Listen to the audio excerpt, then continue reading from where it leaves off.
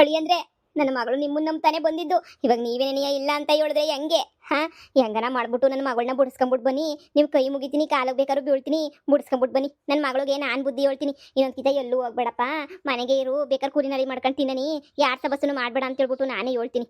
ದಯವಿಟ್ಟು ಹೆಂಗನ ಮಾಡ್ಬಿಟ್ಟು ನನ್ನ ಮಗಳನ್ನ ಇದೊಂದು ಕಿತ ಬುಡ್ಸ್ಕೊಂಬಿಟ್ಟು ಬಂದು ಜೈಲಿಂದ. ನನ್ನ ಮಗಳು ಅಲ್ಲಿ ಎಷ್ಟು ಕಷ್ಟಪಡ್ತಾವಳ ಏನೋ. ನಾನು ನೆನ್ನೆ ಹೋಗಿದ್ದೆ ಪೊಲೀಸ್ ಸ್ಟೇಷನ್ತಾಗೆ. ನಾನು ಒಳಗಡೆಗೆ ಬಿಡ್ಲಿಲ್ಲ. ಬುಡಕ್ಕಿಲ್ಲ ಹೋಗ್ರಿ, ಅದೇ ಕೆಲಸ, ಎಲ್ಲರನ್ನೂ ಬಂದು ಬಂದವರೆಲ್ಲ ಬುಡಕ್ಕೆ ಅಂತ ಹೇಳ್ಬಿಟ್ಟು ಬೈದು ಕಳಿಸ್ಬಿಟ್ರು. ಏನು ಮಾಡೋದು ಅಂತಲೇ ಗೊತ್ತಾಯ್ತಿಲ್ಲ ನನಗೆ. ಹೆಂಗನ ಮಾಡ್ಬಿಟ್ಟು ನನ್ನ ಮಗಳನ್ನ ಬುಡ್ಸ್ಕೊಂಬಿಟ್ಟು ಬನ್ನಿ ಹೇಳಿ ಅಂದರೆ.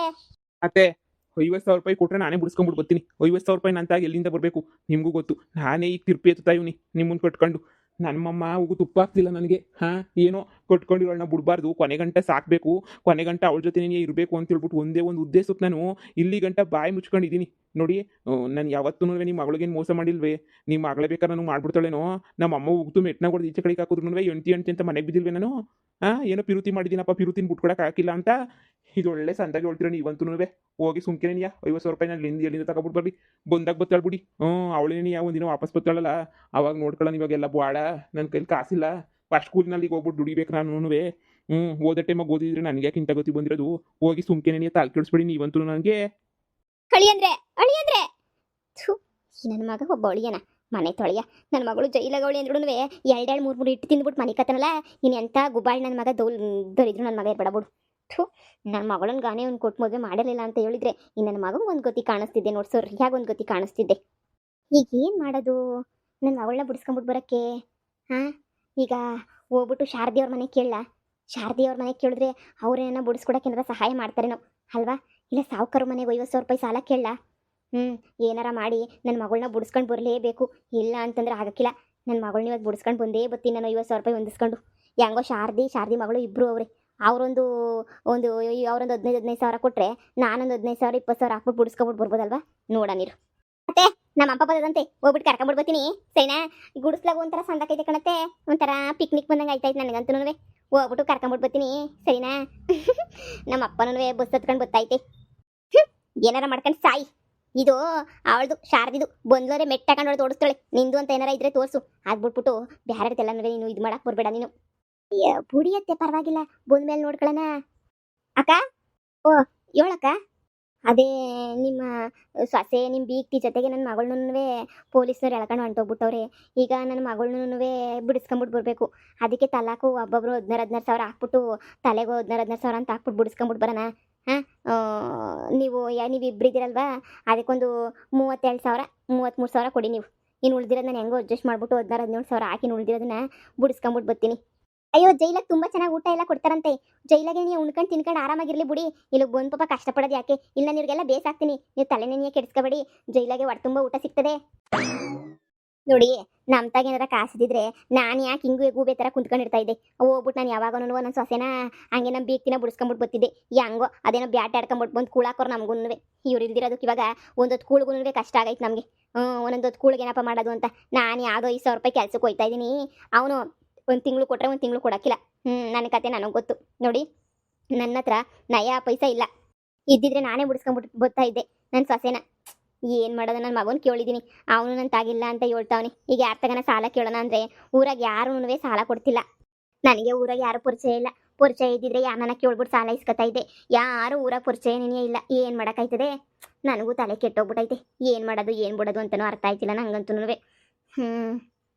ನೋಡೋಣ ಬಿಡಿ, ಏನಾರ ದುಡ್ಡು ಅಡ್ಜಸ್ಟ್ ಮಾಡ್ತೀನಿ ನೋಡಿ. ನಾನು ಏನಾರ ಜೈಲಿಗೆ ಹೋಗ್ಬಿಟ್ಟು ಅವ್ರನ್ನ ಬಿಡಿಸ್ಕೊಂಬಿಟ್ಟು ಬಂದರೆ ನೀವೊಂದು 32,000 33,000 ರೂಪಾಯಿ ಕೊಡ್ತೀರಾ ತಾನೇ? ಇವತ್ತಲ್ಲ ನಾಳೆ ಸಾಲ ಇಸ್ಕೊಂಬಿಟ್ಟು ಬರ್ತೀನಿ, ನೀವು ತೀರಿಸ್ತೀರಾ ತಾನೇ? ಹಾಂ, ಖಂಡಿತ ತೀರಿಸ್ತೀನಿ. ಇನ್ನೇನು ಮಾಡಲಿ, ತೀರಿಸ್ತೀನಿ. ಯಾರು ತಗನ ಸಾಲ ಇಸ್ಕೊಬಿಟ್ಟು ಬಿಡಿಸ್ಕೊಂಬಿಟ್ಟು ಬನ್ನಿ. ಅತ್ತೆ, ಇನ್ನೊಂದು 2 ದಿನ ಬಿಟ್ಕೊಂಡು ಬರಲಿ ಬಿಡಿ. ನಾವು ನೆಮ್ಮದಿಯಾಗಿದ್ದೀವಲ್ಲ, ನೆಮ್ಮದಿಯಾಗಿ ಇರೋಣ. ಏಯ್, ಬಾಯಿ ಮುಚ್ಕೊಂಡದೇನೋ ಕ್ಯಾಮೆ ಐತಿಂದಲ್ಲ ನೋಡೋಗೆ ಬಂದ್ಬಿಟ್ಲು ಇಲ್ಲಿ. ಅವಳು ಬಂದ್ಮೇಲೆ ತೀರ್ಮಾನ ಮಾಡ್ಕೊಳ್ಳಿವಂತೆ, ಇರ್ಬೇಕಾ ಹೋಗ್ಬೇಕಾ ಅಂತ ಹೇಳ್ಬಿಟ್ಟು ಕಿತ್ತೋದು ಮನೆ ಹೇಳಿ ನೀನು. ಆಮೇಕಿಂದ ತೀರ್ಮಾನ ಮಾಡು. ಇವಾಗಲ್ಲ ನೀನು ಬಂದ್ಬಿಟ್ಟು ತೀರ್ಮಾನ ಮಾಡೋದನ್ನ ನೋಡಿ. ಸುಮ್ಕೆನೇನೆ ನೋಡಿ. ನನಗಂತೂ ಈ ಊರಾಗ ಯಾರೂ ಸಾಲ ಫಲ ಕೊಡಕ್ಕಿಲ್ಲ. ನಿಮ್ಗೆ ಯಾರನ್ನ ಸಾಲ ಫಲ ಕೊಟ್ಟರೆ ದಯವಿಟ್ಟು ಇಸ್ಕೊಂಬಿಟ್ಟು ಬಿಡಿಸ್ಕೊಂಬಿಟ್ಟು ಬನ್ನಿ. ನನಗೂ ಅವ್ರು ಇದ್ರೇನೆಯೇ ಕೈ ಕಾಲಾಡೋದು, ಅವ್ರು ಇದ್ರೇನೆಯೇ ಊಟಕ್ಕೆ ನಡೆಯೋದು. ನಮಗೂ ಏನಾರ ತಳ್ಕೊಂಬಳ್ಕ ಮಾಡೋಣ ಪರವಾಗಿಲ್ಲ. ಅವ್ರು ಏನೋ ಒಂದು ಮಾಡ್ಬಿಟ್ಟು ತಗೊಬಿಟ್ಟು ಬಂದು ಹಾಕ್ತಿದ್ರು ಕೂಡ. ಏನಾರ ಮಾಡಿ ಒಳ್ಳೇದಾಯ್ತದೆ ನಿಮ್ಗೂ, ನನಗೂ ಒಳ್ಳೇದಾಯ್ತದೆ ಸರಿನಾ? ನನಗೂ ಇವಾಗ ಶಾನೆ ಕೆಲಸ ಐತೆ, ನಾನು ಹೋಯ್ತೀನಿ. 5,000 ರೂಪಾಯಿಗೆ ಬೆಳಗ್ಗೆಯಿಂದ ಸಾಯಂಕಾಲ ಗಂಟೆ ಬಡ್ಕೋಬೇಕು ಇವಾಗ ನಾನು.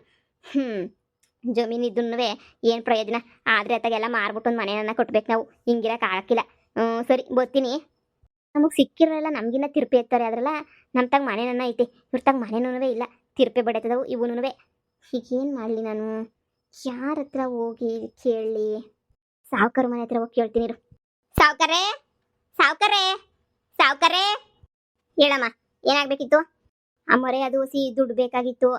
ಅಯ್ಯೋ ಇನ್ನು ಕೆಲಸ ಸೇರ್ಕೊಂಡು ಒಂದು ತಿಂಗಳು ಆಗೇ ಇಲ್ಲ ಆಗ್ಲೇ ನೀ ದುಡ್ಡು ಬೇಕಿತ್ತು ಅಂತಂದ್ರೆ ಏನು ಆಕಾಶದಿಂದ ಉದುರು ಬಿಡ್ತದ ದುಡ್ಡು ತಿಂಗಳಾಗ ಗಂಟ ಕೊಡಕ್ಕಿಲ್ಲ.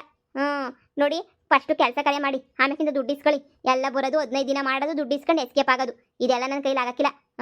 ಅದೇನು ಅಂತಾರಲ್ಲ ಹಂಗಾಯ್ತದೆ ನೋಡಿ. ಫಸ್ಟು ತಿಂಗಳ ಪೂರ್ತಿ ಕೆಲಸ ಮಾಡಿ ಆಮೇಲೆ ಸಂಬಳ ಇಸ್ಕೊಳ್ಳಿ. ನಾನು ಸಂಬಳ ಕೇಳ್ತಾ ಇಲ್ಲ. ನಾನು ನನ್ನ ಮಗಳು ಅವಳಲ್ಲ ನನ್ನ ಮಗಳು ಕಮಲಿ ಅವಳನ್ನ ಪೊಲೀಸರು ಎಳ್ಕೊಂಡು ಹೋಗ್ಬಿಟ್ಟವ್ರೆ. ಅದಕ್ಕೆ ಒಂದು 50,000 ರೂಪಾಯಿ ಕೊಟ್ಟರೆ ಬಿಡ್ತಾರಂತೆ ಪೊಲೀಸರು. ಅದಕ್ಕೆ ನೀನಿಯ 50,000 ರೂಪಾಯಿ ಕೊಡ್ತೀರಾ? ಅದನ್ನು ನಾನು ಕೂಲಿನಲ್ಲಿ ಮಾಡ್ಬಿಟ್ಟು ತೀರಿಸ್ತೀನಿ ಇಲ್ಲೇ ನೀನಿಯ. ಅಯ್ಯೋ ಹೌದಾ, ನಿಮ್ಮ ಮಗಳನ್ನ ಪೊಲೀಸರು ಹೇಳ್ಕೊಂಡು ಹೋಗ್ಬಿಟ್ಟವ್ರಾ? ನೀವು ಮೊದಲೇ ಹೇಳೋದಲ್ವಾ ನಾನೇ ಕೊಡ್ತಿದ್ದೆ 50,000 ರೂಪಾಯಿನ ಬಿಡಿಸ್ಕೊಂಬಿಟ್ಟು ಬಾ ಅಂತ. ಹೆಣ್ಮಕ್ಳನ್ನ ಎಷ್ಟು ದಿನ ಅಂತ ಜೈಲಾಗಿ ಇಕ್ಬೇಕು ಹೇಳು? ಯಾಕೆ ಏನಾಗಿತ್ತು? ಯಾಕೆ ಹೋದ್ಲು ಜೈಲಿಗೆ? ಅಂಥದ್ದೇನು ಮಾಡಿದ್ಲು? ಅಯ್ಯೋ ನನ್ನ ಮಗಳು ಒಬ್ಳೆಲ್ಲ ಶಾರದಿ ಮಗಳು ಇಬ್ರು ಜೈಲಿಗೆ ಹೋಗ್ಬಿಟ್ಟವ್ರೆ. ಅವ್ರ ಜೊತೆ ಸೇರ್ಕೊಂಡು ಇವಳು ಜೈಲಿಗೆ ಹೋಗ್ಬಿಟ್ಟವಳೆ.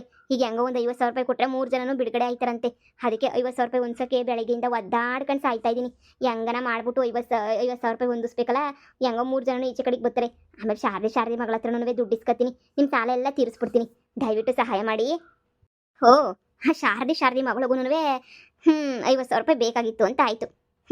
ನಿನ್ನ ಮಗಳೇನಾರ ಒಬ್ಳೆ ಜೈಲಾಗಿದ್ದಿದ್ರೆ ಹೆಣ್ಮಗಳಲ್ವಾ, ಅದು ಬೇರೆ ನನಗೆ ತುಂಬ ಬೇಕಾಗಿರೋ ಪೊದ್ದು ಸೊಸೆ ಅಲ್ವಾ. ಅವಳು ಕೋಪ ಇದ್ರು ನನಗೆ ಕೋಪ ಇಲ್ಲ ಅಂತ ಹೇಳ್ಬಿಟ್ಟು ದುಡ್ಡು ಕೊಟ್ಟು ಬಿಡಿಸ್ತಾ ಇದ್ದೇನೋ.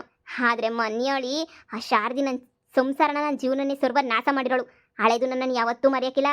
ಹಳೇದು ನನ್ನ ಮನ್ಸಾಗ ಹಂಗೆ ಮಡಿಕೊಂಡಿದ್ದೀನಿ. ಅವಳು ನನ್ನ ಗಂಡನ ಬುಟ್ಟಿಗೆ ಹಾಕೊಂಡು ಎಷ್ಟೆಲ್ಲ ಆಟ ಆಡೋಳೆ. ಅವಳಿಗೆ ನಾನು ಜೈಲಿಗೆ ಬೇಲ್ ಕೊಟ್ಟು ಬಿಡಿಸ್ಕೊಬಿಟ್ಟು ಬರ್ತೀನ ಇಲ್ಲ 50,000 ಕೊಟ್ಟು ಬಿಡಿಸ್ಕೊಬಿಟ್ಟು ಬರ್ತೀನ? ಸಾಧ್ಯನೇ ಇಲ್ಲ. ನನ್ನಿಂದ ನಯ ಪೈಸೆ ನನಗೆ ನಿಂಗೆ ಸಿಗಾಕಿಲ್ಲ. ಸುಮ್ಮನೆ ಹೋಗಿ ಕ್ಯಾಮೆ ನೋಡ್ಕ. ಅಯ್ಯೋ ಮರೆ ಹಂಗನ್ಬೇಡಿ, ಕಾಸು ಕೊಡಿ. ನನ್ನ ಮಗಳು ಒಬ್ಳೆ ಒದ್ದಾಡ್ತಿತ್ತಾಳೆ, ಮುಡಿಸ್ಕೊಂಬಿಟ್ಟು ಬರಬೇಕು, ಕಾಸು ಕೊಡಿ. ಏನೋ ಮಣ್ಣು ತಿನ್ನೋ ಕೆಲಸ ಮಾಡ್ಬಿಟ್ಟು ಏನು ಮಾಡ್ತೀರಾ? ನಮ್ಗೆ ಆಚಾರವೇ ಸರಿ ಇಲ್ಲ. ಮಣ್ಣು ತಿನ್ನೋ ಕೆಲಸ ಮಾಡಿ ಅನ್ಭವ್ಸಂಗೆ ಆಗೋಗ್ಬಿಟ್ಟೈತೆ. ಅದಕ್ಕೆ ಏನು ಮಾಡೋದು ಎತ್ ಮಾಡೋದು ಅಂತಲೂ ಅರ್ಥ ಆಯ್ತಿಲ್ಲ ನಮಗೆ. ನಿಮ್ಮ ಕೈ ಮುಗಿತೀನಿ, ಕಾಲಿಗೆ ಬೇಕಾದ್ರೂ ಬೀಳ್ತೀನಿ. 50,000 ಕೊಟ್ಬಿಟ್ಟು ನನ್ನ ಮಗಳು ಒಬ್ಳನ್ನ ಬಿಡಿಸ್ಕೊಬಿಟ್ಟು ಬರ್ತೀನಿ. 50,000 ರೂಪಾಯಿ ಕೊಡಿ. ನಾನು ಹೇಳಿದ್ನಲ್ಲ 10 ರೂಪಾಯಿನೂ ಕೊಡಲ್ಲ ಅಂತ ಹೇಳಿ. ಬಾಯಿ ಮುಚ್ಕೊಂಡದೇನೋ ಕೆಲಸ ಐತೇನೋ ಕೆಲಸ ಮಾಡೋಗು. ನನ್ನಿಂದ ನೀನು 5 ಪೈಸೆನೂ ಏನಂದ್ರೆ ಇದು ಮಾಡೋಕ್ಕಾಗಲ್ಲ, ಇಸ್ಕೊಳಕ್ಕಾಗಲ್ಲ. ಆ ಶಾರದಿ ಹೆಸರು ಕೇಳಿದ್ರೆ ಮೈ ಉರಿತದೆ. ಅಂಥದ್ರಾಗೆ ಆ ಶಾರದಿನ ಬೇರೆ ಬಿಡಿಸ್ಕೊಂಡ್ಬಿಟ್ಟು ಬರ್ತಾರೆ. ಇಡೀ ಊರಾಗೆ ಶಾರದಿ ಹೆಸರು ಹೇಳಿದ್ರೆ ಯಾರು 10 ಪೈಸೆನೂ ಕೊಡಲ್ಲ. ಪ್ರಯತ್ನನೂ ಪಡ್ಬೇಡ ನೀನು, ಸರಿನಾ? ನೋಡು ನಿನ್ನ ಕೆಲಸ ಏನೈತೆ ನೀನು ನೋಡ್ಕ. ನಮ್ಮ ಮನೆ ಕಡೆಯಿಂದ ನಮ್ಮ ಫ್ಯಾಮಿಲಿ ಕಡೆಯಿಂದ ನಿಂಗೆ ಯಾವ ಸಹಾಯನೂ ಮಾಡೋಕ್ಕಿಲ್ಲ. ನಿಮ್ಮ ಮಗಳು ಅವಳ ಜೊತೆ ಸೇರ್ಕೊಂಡು ಅಂದಮೇಲೆ ನೀನು ಎಂಥ 420 ಇರಬೇಡ ಹೇಳು. ನೋಡು ನೀನು ಅಷ್ಟೇ, ನಿನ್ನ ಸಂಬಳ ಏನಾಯ್ತು ಅದನ್ನೆಲ್ಲ ನಾವು ಕ್ಲಿಯರ್ ಮಾಡ್ತೀವಿ.